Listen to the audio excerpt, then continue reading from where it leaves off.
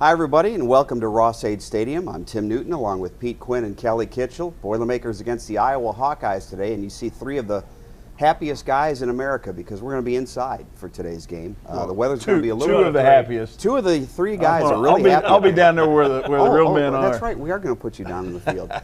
It's going to be a little windy. In case you didn't get the forecast, the winds right now coming out of the south at about 20 to 25, and they will gust during the game anywhere up to 50 and maybe 60 miles an hour. So let me ask both of you guys, have you ever played, Pete, in wind that was this strong? No, I don't remember a game where it was this strong. We played in some really bad weather conditions, sleet, snow, rain, but not this, not the wind. That's the meteorologist is calling right now, Pete, with the latest forecast. Kitch, what about you?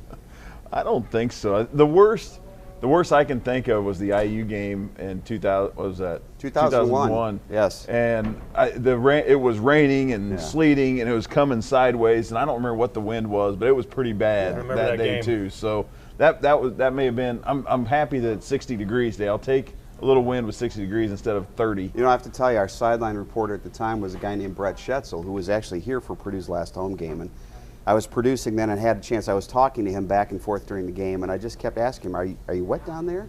Is it a little wet down there? And he was, there were words that I can't repeat to you that were coming back to me. I don't think I've ever seen it rain harder at a football game. And maybe there was a game in the early 90s at North Carolina State that Purdue played that was close to that, because I was out in the stands for that one. But it was. I remember my mom, how wet she was. She was, I mean, head to toe. I felt so bad for her sitting up in the stands. And we do have a break right now in the rain, but there's a chance it's going to rain again sometime between 1 and 2 o'clock. We'll see about that. But let's talk about the strategy then, Pete. How does this change a team like Purdue that likes to throw the football 40 or 50 times a game? Well, you make some adjustments, but you can't change who you are. They're still going to have to throw the football. I think what it will do is shorter, quicker routes, which I think would be part of the game plan anyway, going against an elite defense, and this is an elite defense.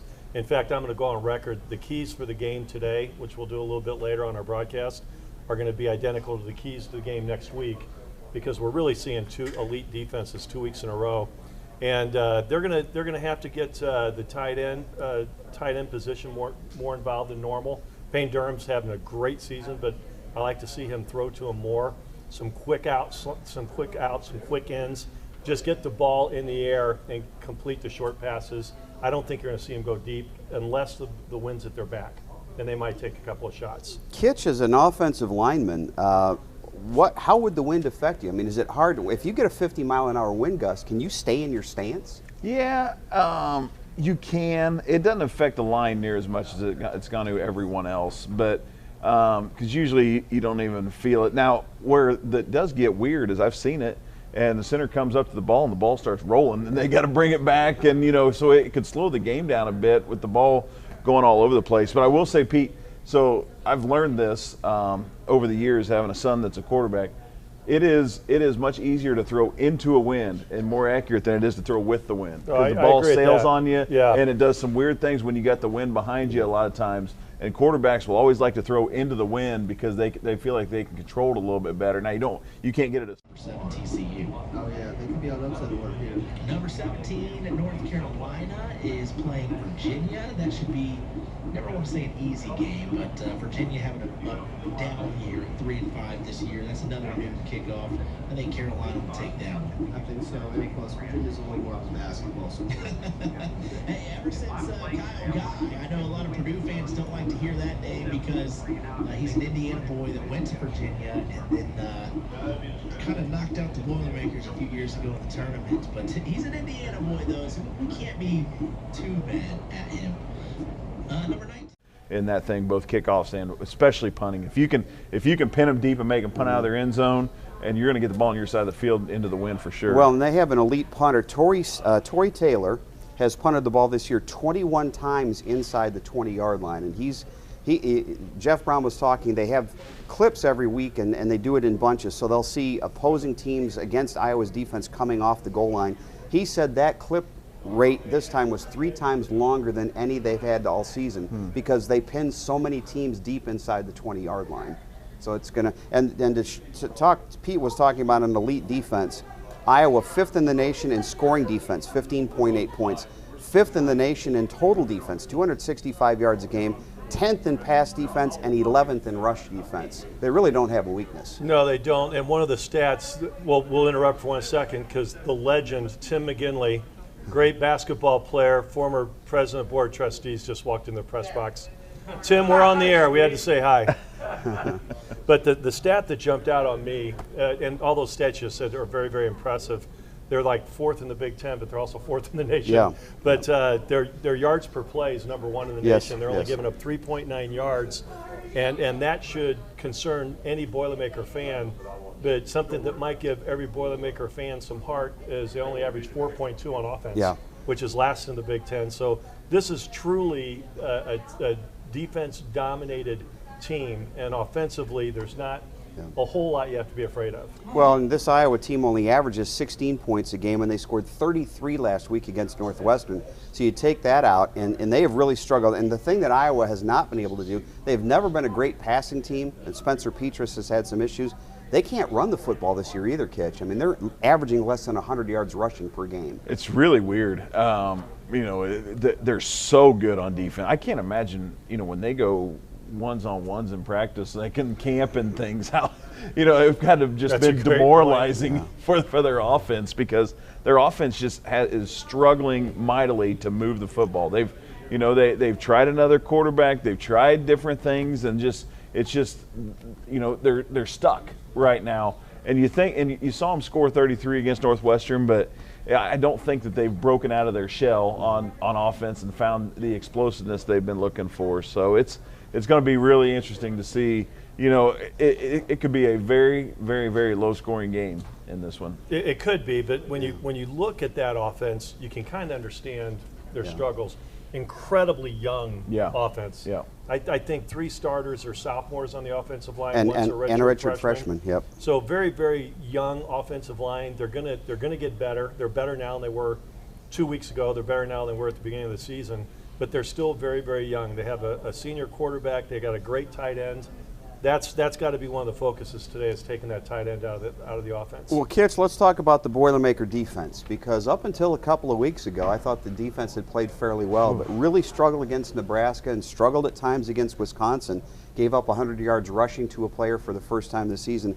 The secondary, though, a huge concern. Corey Trice was out of most of the game against Wisconsin. Jamari Brown was out. Both of those guys will be back. We don't know how much and how well they'll be able to play, but you've got to get better in the back half of this defense. I think, to me, especially against Wisconsin, it was more about the tackling. It was less about the coverage and more about the tackling. Now, the coverage wasn't great either, but the tackling is just, we're slipping off guys. We're giving them extra yards. Your safeties have to be your best, open field tacklers that you can just really count on to get them down if they get through the first couple of rows. And so that's the kind of the disappointing thing, I think, is just, we're not seeing what we've seen in the past. That's just really weird. But you're right. We saw both of them go out. It just doesn't feel like they're playing as a cohesive unit. It just feels off back there, that they're just not quite all together. So they've got to kind of come together and figure things out. But it's not been great. And I think up front, we try to roll guys through and but if you think about it, we did give up a 100-yard rusher against Wisconsin, but once that barrage of craziness from the first 5 minutes of the game happened, we settled in and played a really good football game. It was a pretty good game on both sides. We just couldn't dig out of that first 5 minutes. Well, and this is a team, the Iowa team that Purdue's playing today is another team. You want to get up run early. We saw that last year in Iowa City. Hawkeyes came into that game number 2 in the country, undefeated, but Purdue punched them in the mouth early, and Iowa could never recover. Pete, I think a huge start, getting the crowd into it early today is going to be paramount. And hopefully a crowd will be here, and I think they will be. The students are already one of the greatest student sections in the country. We say it every week, but it's true. They're already lined up to come in here, so I think they're going to get plenty of support from home. They got to get through the mental aspect. Pay attention to today. That's a 3:30 kick. Moving on, number 18, Oklahoma State plays Kansas. That's going to be a good game. Oklahoma State 6-2, ranked 18th. Kansas is unranked, but they're 5-3, much like Purdue. Having a pretty good season. You don't want to sleep on the Jayhawks, I can tell you that. Another 3:30 kick, number 20 Syracuse, who Purdue saw earlier this season. That was a close one. Fun game, back and forth the entire time. Syracuse is ranked 20th, and they played Pitt today. It'd be interesting. I feel like Pitt was, I mean, they had Kenny Pickett, who was, you know. An hour. So yeah, we ran the ball 70 times, and big props to the old line, man. They were grinding. Both you guys were offensive linemen. You have to love a game where you can just go basically punch the other guy in the mouth and he can't stop you. Well, and then all of a sudden in the third quarter, you see them, they go ahead and just sub themselves out. And they have to the defense has to take time out to get guys off the field because they're just completely gassed because you're grinding. There's nothing better in the world. And that's something I always enjoyed as a player. Is I loved the running game, and we had a great, prolific Hall of Fame passer, Mark Herman. So obviously we had to run the football, but I think one of the keys to success of our offense back then, we also had a very, very good running game. And I think we were a very balanced team. But as a lineman, you like to run the ball, to run the football. Well, and it gets defense back on its heels.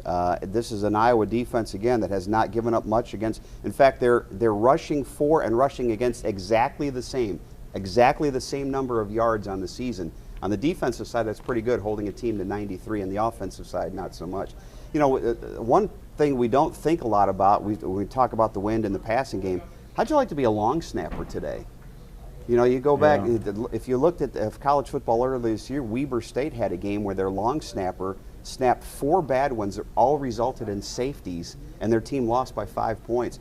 You got to throw the ball back behind your legs in a 50-mile-an-hour wind gust. Good luck with that today. Yeah, and that's it. For those guys are so good now, though, and they do it so quickly. And there's usually not much, but it's a mental thing. So that's the thing. All of a sudden, it really does feel like the game's on the field's on tilt. When you get the wind behind you, you feel like you're going downhill. When the wind's in your face, you feel like you're just going uphill in it. And so it's a mental aspect to it the whole time. By the way, Jack Ansell's mom is here. Flew over from Australia, got here last week. First time she's seen Jack punt in a collegiate football game. I think she's going to walk out of here today thinking, what exactly was that now with the wind blowing all over the place? But and welcome to Jack's mom, and hope she has a great day, and hope we don't have to see Jack very much today, frankly. Yeah, if we do, we hope he has the wind at his back because we'll see a few 70-yard punts. Another quick item to talk about, Tim, is Iowa is one of the least penalized teams. They are the least penalized team in the Big Ten, one of the least penalized in the country, and that could play in a tight game, the penalties, because Purdue's okay. Purdue's had a couple of bad games, but they're okay. They're kind of middle of the road. And the other interesting stat was Iowa, with that great defense, holds their opponents to 33% third down conversion rate, which is fantastic.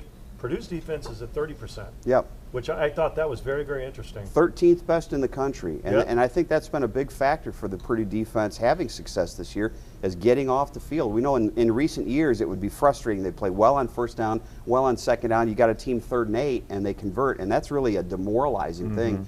We've had a lot of 3-and-outs this year. I know our sponsors from the College of Liberal Arts happy about that because they sponsor our 3-and-out series.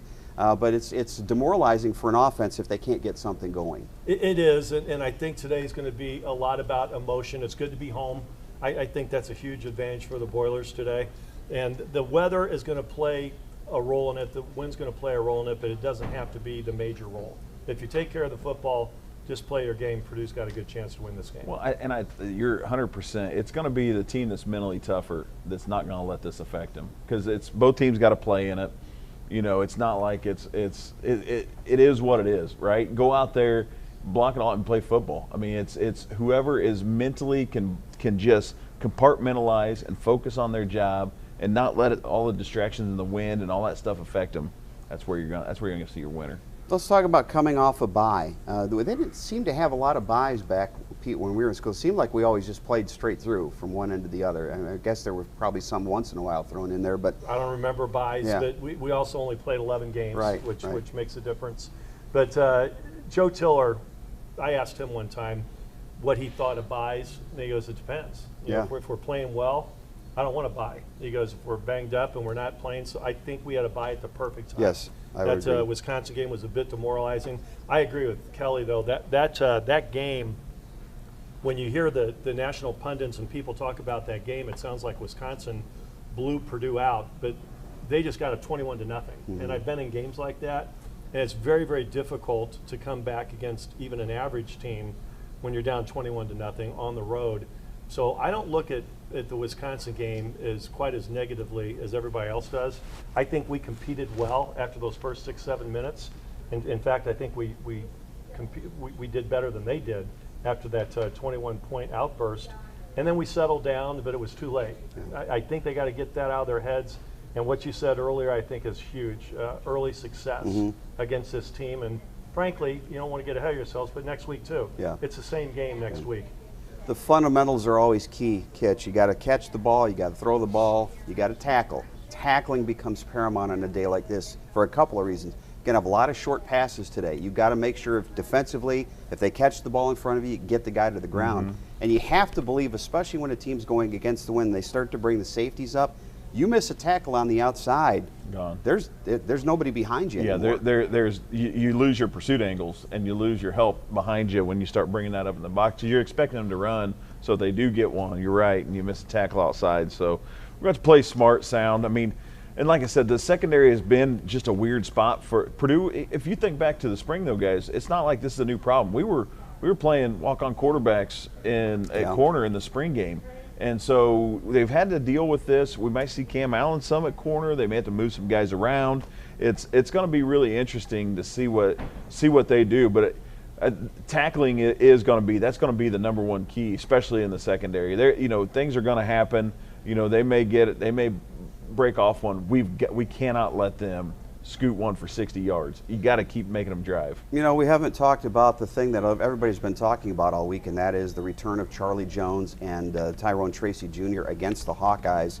And there were some comments this week. I'm sure the Iowa defensive backs are ready to play this week, yeah.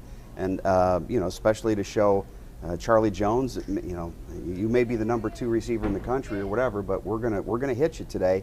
Hopefully Charlie is healthy, and if we saw him really fresh 2 weeks ago, or 3 weeks ago against Nebraska, we want to see that same Charlie Jones today.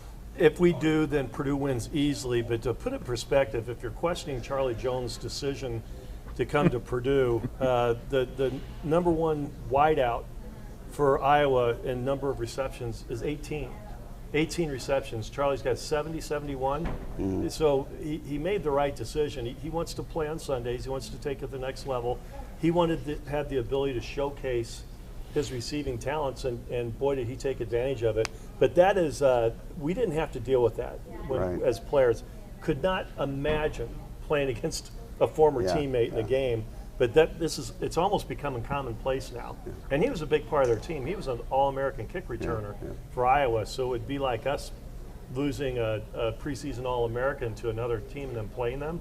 That'd be tough mentally. But here it's commonplace, but it's a black eye for Iowa. I mean, you had a guy in your program that was one of the best receivers in the country that you refused to utilize. So for Kirk Ferentz and those guys, I got to believe that they are focused on stopping. Charlie's not going to do that to us, right? Because if he goes off on Iowa as well, man, I mean, that's even worse. But it's for their program wide to have a guy that they didn't utilize or didn't know had that type of skill. That's a big deal. To throw another number at you, Spencer Petras, the starting Iowa quarterback, has thrown 3 touchdown passes all season. 2 have been to the backup tight end, Luke Lachey, whose dad, Jim, was an All-American player at Ohio State, went on to a great NFL career, now actually works on the Ohio State radio network. They've thrown 1 touchdown pass this year to a wide receiver in 8 games. Charlie Jones has 9 touchdown receptions all by himself. Well, they only completed 119 passes and 54 have been to their 2 tight ends. Yeah. That's crazy. Yeah, and Sam Laporta, and Iowa has always featured the tight end. Sam Laporta, by far and away their leading receiver with 41 receptions, but he does not have a touchdown catch yet this year, and that's a little bit unusual too. All right, we're going to do the keys to the game on the radio later on, but I think the first key for anything is you got to block out what you can't control, and that is basically the weather today. It's funny, early in the week when I was talking to folks, didn't know it was going to be not quite like this, right? It was going to be windy, but not quite like this. So you're just talking about, how the game's going to go. The weather is, to block out the player, but watching it is a factor. It's going to be a factor. And it's the team that handles it the best that's going to win this game. But it is definitely going to be getting in field position, it's going to be a game of football. I mean, it has to be. When you have it, there's big. I mean, it's big gust down there. I'll do the field report later on the radio, but I was just walking down there earlier. If Kitch blows away today, we're all leaving. if we see Andy M and Toto flying by, it is time to go home. Yeah, it's a big. When they tell you can't have tents out in the tailgate lots and nothing, no non-permanent structures. It's windy. November football, Pete, is always fun. It's different. You get days like today. Remember, we were in Ann Arbor a few years ago where we had rain, wind, sleet, and snow in the same afternoon. It's November football in the Big Ten. Yeah, and the fact it's going to be over 60 degrees, I think, is a blessing. But I think this is very rare to have wind gusts like we're going to have today.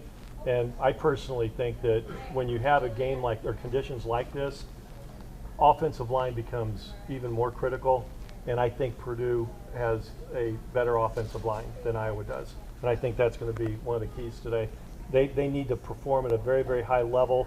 They're going against a very good elite defense, but I think our offensive line is up for it. I think it's your turn today to lead off, right? To go first with your picks to click? Sure. Offense, defense, both? Yes. I'm going to say that on offense, I'm going to go with a group, what I just said, the offensive line. I think if our offensive line plays at the level that they're capable of playing at, then I think Purdue wins this football game. And on defense, it's going to be tough to pick out one specific person. The defensive backs are going to have to play a great game today. But I think I saw Cam Allen interviewed 3 times this week. Seems like he was a player of the week. Everybody wanted to interview Cam. And Cam struggled a little bit the last couple of games, but he's a very, very good athlete. He's got 3 interceptions on the year. I think he's got 10 in his career. I just have a feeling Cam's going to do something special today.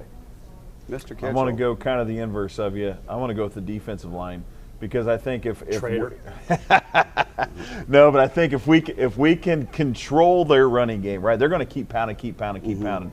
We're going to have to play a bunch of guys, but if we can keep it under control, where we're tackling them and they're not getting big chunk yards, huge holes that leaves our safeties, one-on-one to try to tackle those guys in space, and we can make them earn it all the way down. I think we'll be in really good shape. And then offensively, I'm going with Aiden O'Connell. Aiden's got to be the All-American that he is in a tough, windy condition. We've seen him be so accurate all year. He's got to be accurate in the wind now and make great decisions. You know, we left him with Charlie Jones. You know that, right? But I'm not doing that. Oh, okay. Because that's too easy. I'm going to go with Devin Mockabee because Purdue has to run the football today. I like that. I think Devin goes for $150 or better against this Hawkeye defense. If he does, it's over. Jalen Graham on defense, I think today is a key.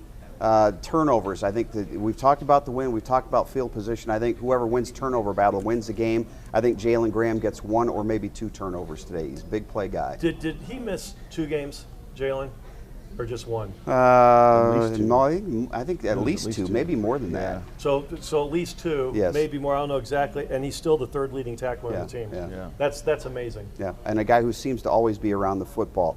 By the way, we will bring this show on the road next week. We'll be in Champaign for the Facebook Live segment. We don't have a kickoff time for you yet, but take the kickoff time, subtract an hour and a half, and go to Facebook and watch us then. The weather's supposed to be calmer in terms of wind, but I think we're looking at temperatures in the 40s next Saturday instead of in the 60s, so it's going to be a little bit more like a November day.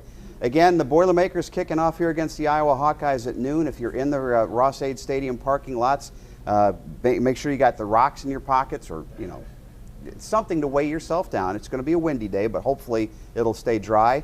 For Kelly Kitchel, for Pete Quinn, I'm Tim Newton. We'll see you next time on this Facebook Live segment. Until then, Boiler up.